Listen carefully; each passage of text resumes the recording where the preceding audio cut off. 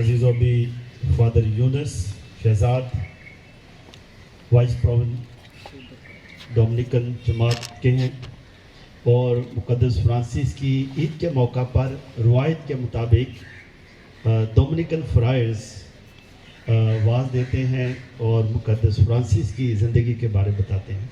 تو ہم زوردار تالیوں میں فادر جی کو دعوت دیتے ہیں.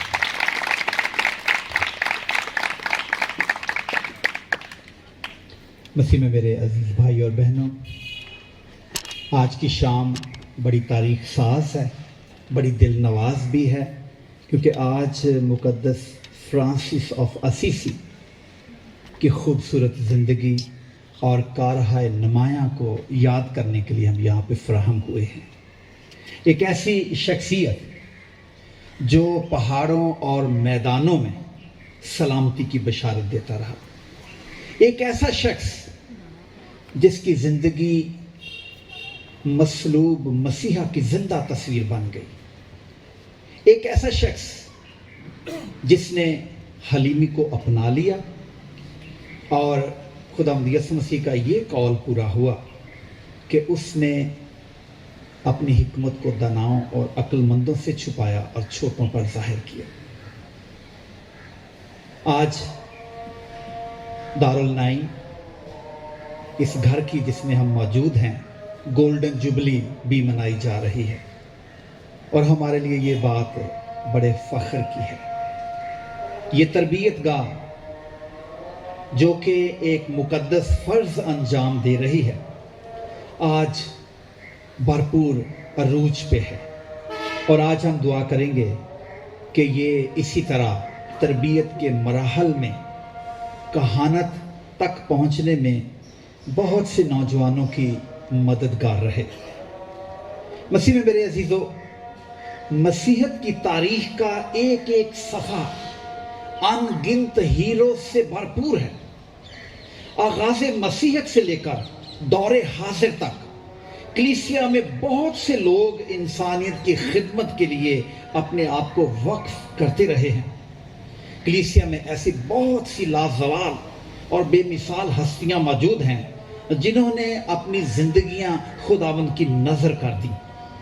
ان میں مقدسین بھی شامل ہیں اور شہداء بھی، ان میں معلمین بھی شامل ہیں اور چوپان بھی ہیں، ان میں واعظین بھی ہیں اور امت المومنین بھی ہیں، ان میں پاسبان بھی ہیں اور رہبان اور رہبات بھی ہیں. ان میں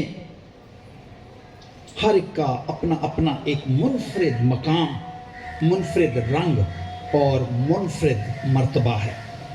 اگر ہم ان کے حالات زندگی کو پڑھیں تو ان میں ہمیں کوئی نہ کوئی منفرد اور باکمال پہلو ضرور نظر آئے گا. کوئی علم و فضل کے لحاظ سے باکمال ٹھہرا تو کوئی زہد و عبادت میں آگے بڑھ گیا، کوئی مخلوق کے خدا کے ساتھ حسن سلوک کے اعتبار سے مشہور ہو گیا، تو کوئی جرت اور بے باکی کی وجہ سے، کوئی وفا اور قربانی کی وجہ سے، تو کوئی عزم و ہمت کے اعتبار سے مشہور ہو گیا، کوئی درس و تدریس کی وجہ سے، تو کوئی مذہبی تعلیم و تربیت کی وجہ سے شہرت پا گیا، کوئی علم الہیات میں مہارت کی وجہ سے، تو کوئی بائبل مقدس میں مہارت پانے کی وجہ سے. ان کی بلند کرداری، ان کی پاکیزہ زندگی اور ان کے افکار عظمیٰ کی وجہ سے ان کی قدر کرنا ہمارا فرض بھی ہے اور ہمارا فخر بھی ہے. ان کی زندگیاں ہمارے لیے مشعل راہ ہیں.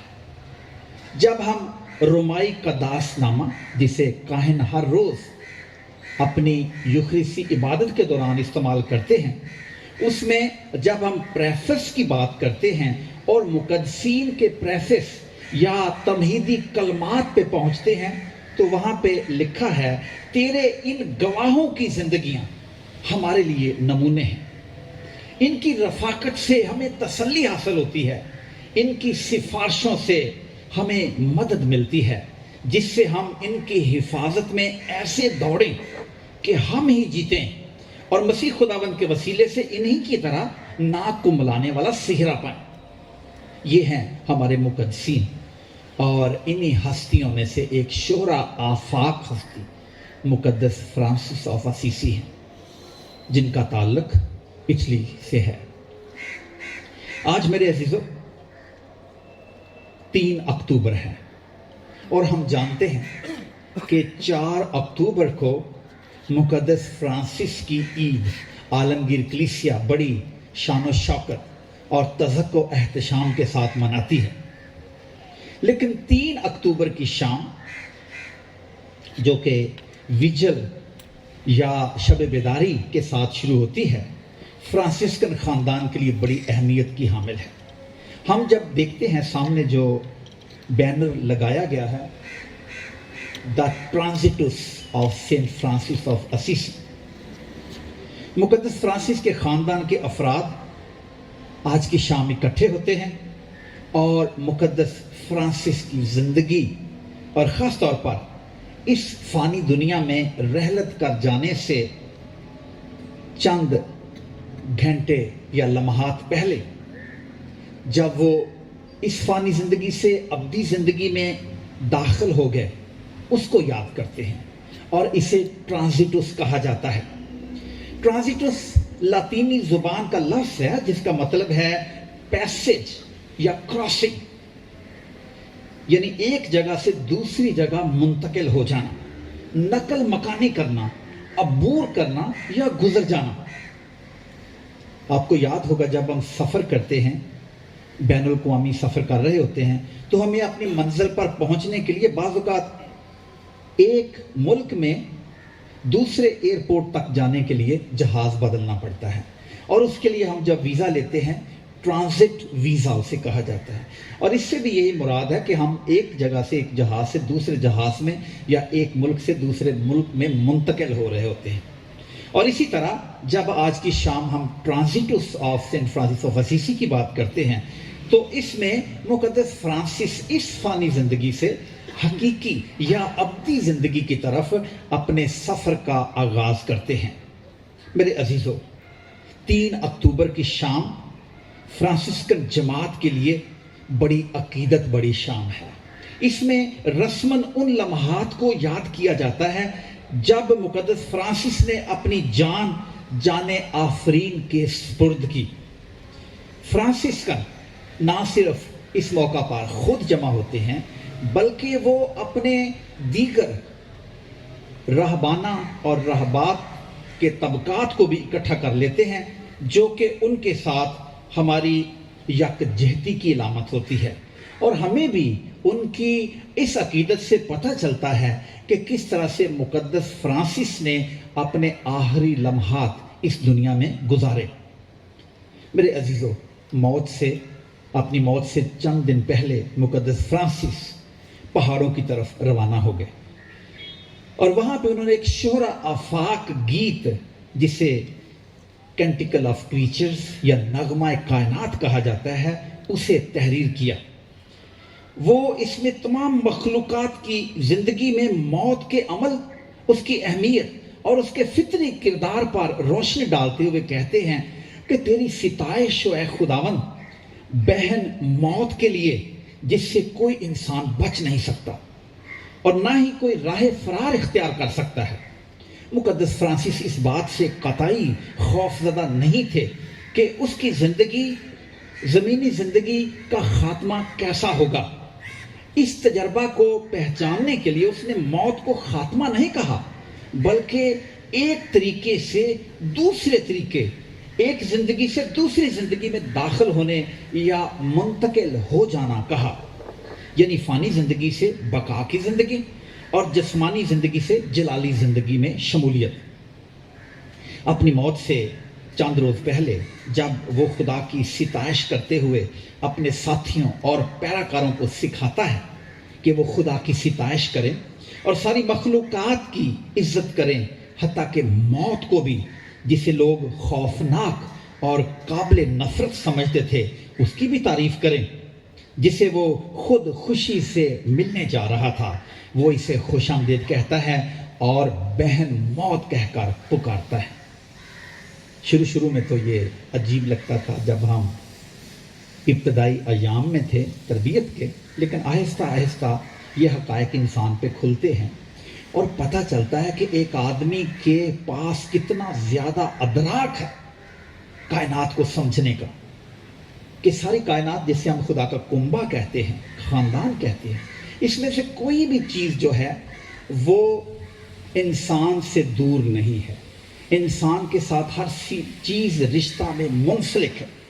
اسی لیے موت بھی، کیونکہ ہر ایک انسان امبریس کرتا ہے موت کو، اس لیے مقدس فرانسس آف اسیسی موت کو بھی اے بہن موت کہہ کر پکارتے ہیں۔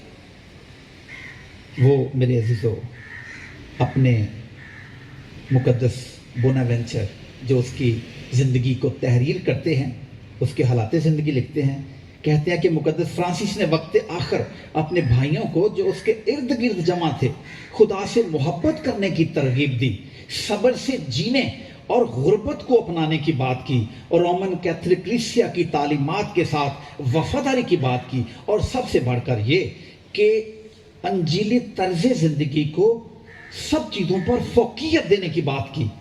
اس نے صلیب کا نشان بنا کر سب کو برکت دی۔ آج فرانسسکن خاندان اس واقعہ کو یاد کرتا ہے، اور اس واقعہ کو یاد کرتے ہوئے مقدس فرانسس کے نقش قدم پر چلنے کا اثر نو عزم کرتا ہے۔ یوحنا کی انجیل کے 13ویں باب کی پہلی 17 آیات جن میں ہم یسوع مسیح کے آخری کھانا جو اس نے شاگردوں کے ساتھ کھایا، پاؤں دھونے کا واقعہ، اس کو یاد کرتے ہیں، کیونکہ مقدس فرانسس نے آخری لمحات میں اپنے شاگردوں سے کہا کہ یہ واقعہ جو ہے یہ پڑھا جائے، اور جب اس نے یہ واقعہ پڑھنے کے لیے کہا تو اس طرح سے اس نے خادمانہ قیادت یعنی کہ سرونٹ لیڈرشپ کو اپنانے پر زور دیا۔ آج کی شام ہمیں افسردہ ہونے کی بجائے موت کی حقیقت کو سمجھنے اور زندگی کو بہتر طور پر گزارنے کے لیے تیار کرتی ہے۔ مقدس فرانسس آف اسیسی جس کی عالمگیر کلیسیا میں 4 اکتوبر کو عید منائی جاتی ہے، آپ فرانسسکن جماعت کے بانی ہیں۔ درویشانہ مزاج کے حامل ہوتے ہوئے سادگی اور خود سپردگی کے پیکر بنے، غربت کو اپنا لیا، امن کے سفیر بن گئے، کائنات کے مربی کہلائے۔ آپ نے اپنی 45 سالہ مختصر زندگی میں انمٹ نقوش چھوڑے ہیں۔ آپ کی شخصیت سحر انگیز، شاعری لطیف، کمالات حیرت انگیز، اور طرز زندگی بہت دلکش مگر بہت چیلنجنگ بھی ہے۔ آپ نے انجیلی اقدار پر عمل پیرا ہو کر یسوع کی مانند زندگی گزاری، اور خدا یسوع مسیح کے 5 زخم آپ کو نصیب ہوئے۔ فرانسس مین آف ریلیشنز تھا، وہ تعلقات پہ اپنی زندگی کو پیوستہ، وابستہ اور استوار کرتا ہے۔ وہ کہتا ہے کہ ہمارے لیے انسانی تعلقات ہی سب سے قیمتی سرمایہ ہے۔ کوئی شخص بھی اپنے آپ میں جزیرہ نہیں، کوئی تنہا اپنی زندگی نہیں گزار سکتا، کیونکہ انسان تو فطرتاً سماج پسند واقع ہوا ہے۔ مقدس فرانسس جو 1181 میں پیٹر برنارڈو اور پیکا کے گھر میں پیدا ہوا، اپنی جوانی میں ہی دنیاوی جاہ و جلال کا شائق تھا اور عزت و عظمت کا دل دادا تھا۔